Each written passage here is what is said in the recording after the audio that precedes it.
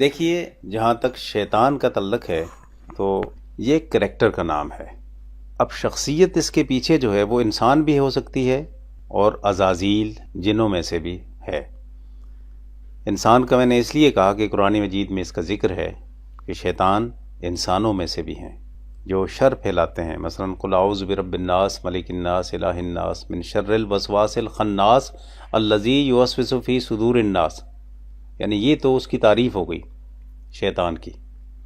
اور پھر من الجنت والناس، وہ جنوں میں سے بھی ہے انسانوں میں سے بھی۔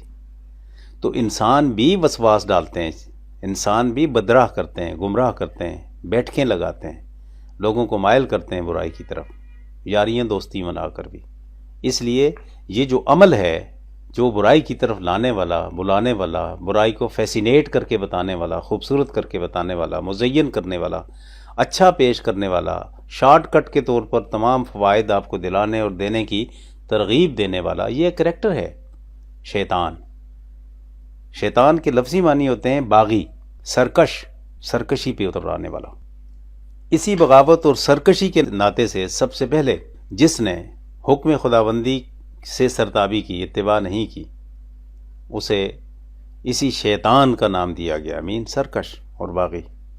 اصلی نام اس کا عزازیل گنا جاتا ہے، کہا جاتا ہے، تاریخ میں ہمیں ملتا ہے کہ وہ جنوں میں سے تھا۔ تو یہ ایک وجود کا نام اس انداز سے، اس کریکٹر کے نام سے آلریڈی موجود ہے، جسے ہم ابلیس کا نام بھی دیتے ہیں، جسے ہم عزازیل بھی کہتے ہیں۔ لیکن اس کا وجود اس سے ہٹ کر بھی انسانوں میں اس کریکٹر کے ناطے سے جو اپنے آپ کو کریکٹرائز کرتا ہے، اس میں ڈھال لیتا ہے، وہی شیطان بن جاتا ہے۔